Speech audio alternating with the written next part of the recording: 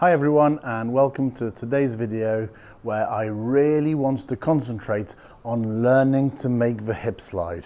I see so many golfers who come for a lesson and they have heard that the hip slide is almost a dirty word. It's something that they should not be doing in their golf games. I've even heard recently of teachers putting their students in a position whereby there would be an alignment stick each side of the pelvis like this, and they ask the student to swing within the confines of those two alignment sticks, a purely rotational move like this. Now, in reality, the best players in the world, and it doesn't matter what methodology, what school of thought, what they've done, if they are any good at golf, they have their hips moving laterally towards the target as they come through the ball. There is absolutely an element of hip sway, in other words, of hip slide. And to my mind, it's something that's very hard to exaggerate. And even when people typically say golfers are exaggerating it, it's not that they're exaggerating the hip slide, it's just that their hands are too far behind their pivot, behind their chest, and they need to learn to get the hands to come past their chest a little faster. Not at all a case of them needing to slow down or diminish the amount the hips go forwards. So with that in mind, today I want you to learn to have your hips going forwards towards the target. Now, what does that mean? It means you have a weight shift. And how do we create the weight shift? We create the weight shift not by having our shoulders move closer to the target. Our shoulders, in fact, our center of our shoulders stays relatively steady. I like to think of it as a centered point between your heels.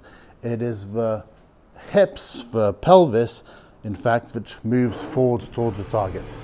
So very often you'll see golfers, they come down and they don't have any hip slide, and therefore they look very much vertical with their upper bodies as they come down. Looks something like this. They've possibly been taught to rotate the hips as well, so it looks something like this as they come down. This isn't uncommon at all, right? So the shoulder center even is potentially closer to the target here than the hip center. And we want this to be reversed.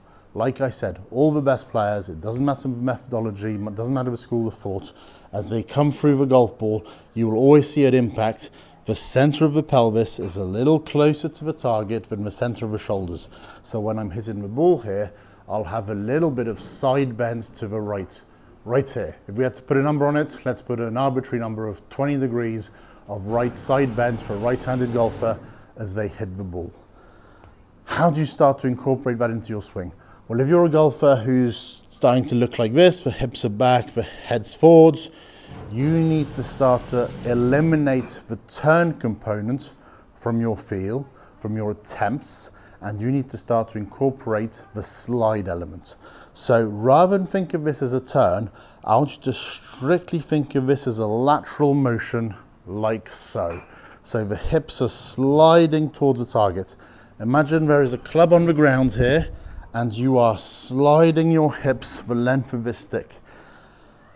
Now, my intent personally right here as I'm doing this is strictly to slide my hips. That's all I'm trying to do. You'll notice as I'm doing that I'm starting actually to come around as well, so that when I get to P9, arms parallel to the ground, you'll see my hips have turned maybe 80 degrees and my chest has turned 90 degrees. I wasn't consciously thinking about doing that.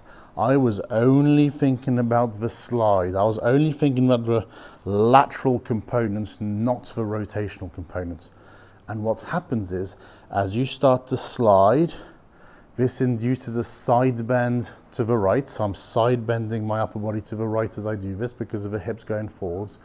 As you side bend in one direction, it induces a contralateral rotation in the opposite direction to the side bend.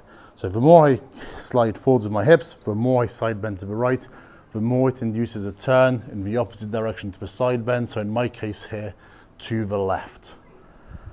I want you to feel like there is zero rotation therefore in your golf swing, and there is only a lateral motion.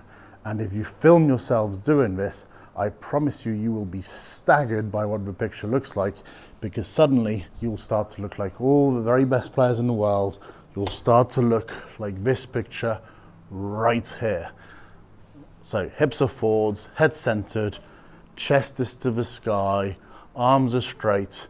If you just showed this picture to someone and said, what's the skill level of this golfer? They'd have to say, you're really good. Now it might be that in the beginning, of course, this doesn't necessarily feel comfortable straight away. It will feel different. Positive slant on it, it feels new.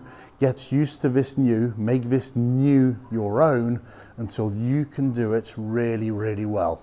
Let's grab a few golf balls so I can punch some into the net in front of me here. So again, you're just thinking about the slide component. I would do this with very short back swings, just 2-3 feet back and slide. So like so. Weight forwards, handle forwards. And I'm only sliding towards the target. You can see I have definitely turned some, but my feeling is I've only slid forwards. I've only laterally moved my hips forwards. As I bring this forwards to my waist, that's in front of my heel, shoulder center is back over here, chest to the sky. I know I have side bends to the right. If I do that again, once more, very slowly, I'm just sliding my hips forwards. Zero rotation feel. And then I just make it a little bit bigger, a little bit longer, a little bit faster over time. But again, I'm only feeling a lateral move, side bend from the upper body because of the hip sliding forwards, like so. A factor you can look at as you're doing that as an indicator is the trail foot, specifically the trail heel. If I'm starting to have my chest go forwards, hips go back like this, you'll start to see the trail heel start to spin backwards like this. And that is too much rotation, right? So a good guideline is I'm trying to keep my heel here closer to the target than the toes of this foot. So the heel is going to be closer to the target than the toes. Do a practice swing, heel closer to the target than the toes. I'm not letting it spin out like this. I'm sure you've seen exercises where someone will put a bottle of drink right here or some object just outside the heel here to stop you from hitting into that object. And that would be a great exercise for this one. So again, I'm just going to do one more shot and we're going to go all lateral in terms of a feel, zero rotation, like so. Film it. Get this banana shape, get this croissant shape, as I sometimes say at the end. You will play better golf.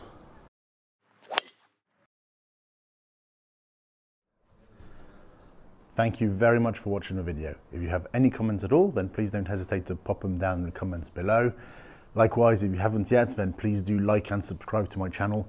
It's absolutely going to help you play your best golf. Likewise, it will help me build a sound community of golfers all wanting to improve. If you'd like to work with me in person, you can do so right here on the south coast of England, near Bournemouth, or wherever you are in the world through the Skillist app. It's a fantastic way to get feedback no matter where you are in the world, and be sure to be on the steady roads towards your best golf. Happy golfing.